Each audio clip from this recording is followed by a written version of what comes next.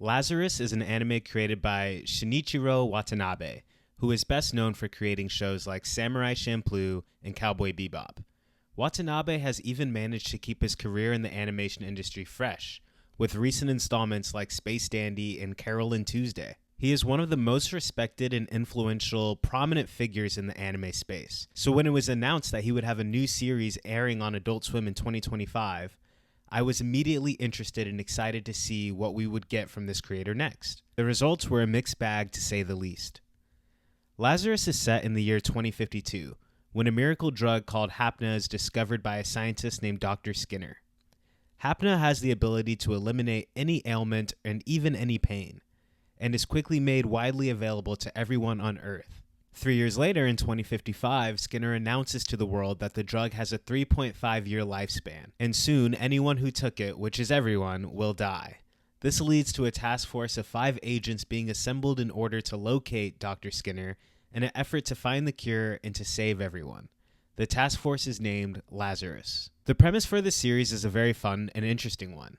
We follow our characters in a race against time as they attempt to solve the mysteries around them. I think the series does a really good job fleshing out the setting as a somewhat realistic view of what the near future may look like. As always, the character design, animation, and general characters are oozing with style. Watanabe never misses when it comes to drafting up characters that not only leap off the screen, but just have a general swagger about them with how they are drawn and animated. The cast and world feels very diverse, which is a subtle detail in the series, but one that does a lot to make it feel like an accurate potential future world. The creator of Soul Eater and Fire Force are often credited with having the best representation of black characters, at least when it comes to anime, but at this point, Watanabe is giving him a run for his money. I actually feel like Watanabe might do the best job representing little pockets of different cultures within a series, not just black representation. One of the major plot lines that this story dives into is the psyche of Dr. Skinner. The series poses the question, why would someone who had dedicated their life to science and improving others' lives suddenly create a doomsday time clock for everyone? Tackling this concept opens up many avenues of depth and philosophical dilemmas that elevates the overall story. That being said, the formula for this story can feel a little repetitive. Each episode starts with the team following the thread of a clue as to where Skinner's whereabouts are. The search typically leads to a dead end, but there's a silver lining nugget of information that carries us into the next episode, and the characters gain some new insight along the way. On paper, I have no issue with the structure. However, something about the pacing left me feeling a little bored at times.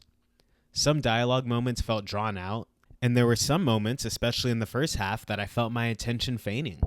Beyond that, there are still a lot of aspects that make this series worth the watch.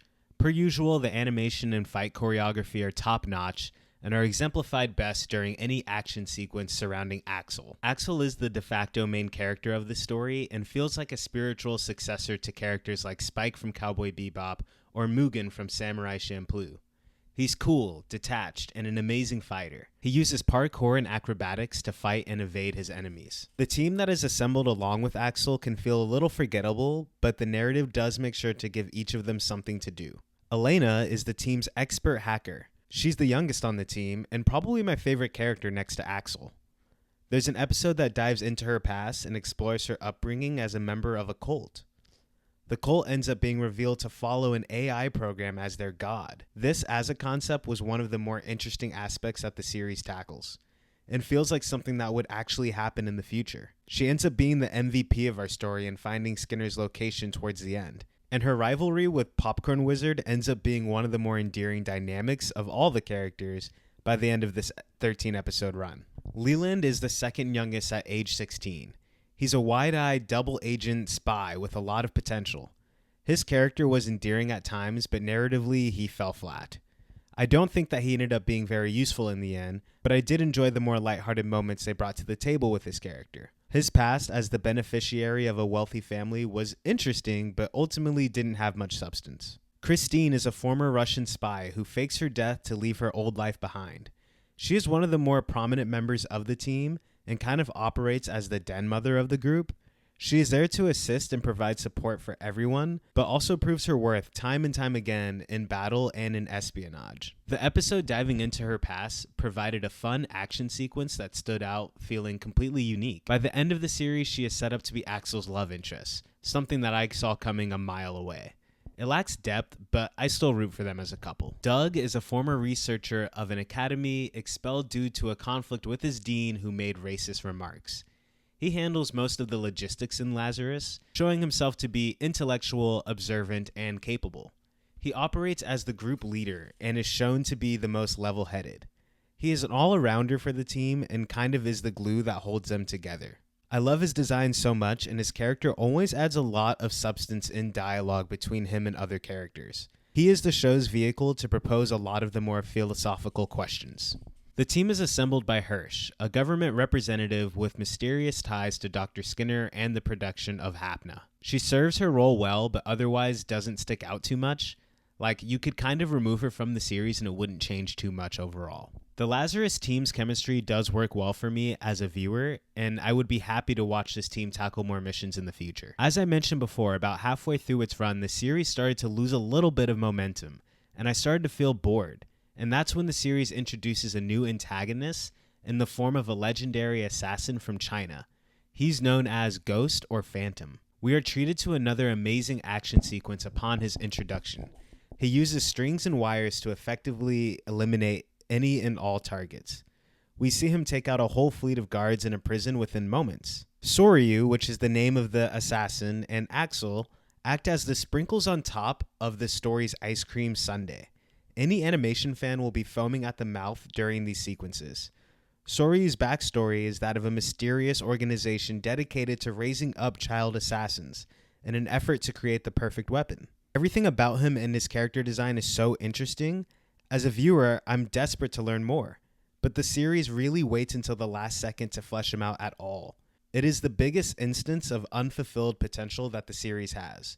What we do get from him as an assassin is good and elevates the story for sure, but what we could have gotten if his story was more effectively woven throughout the narrative, I believe would have made for a better final product.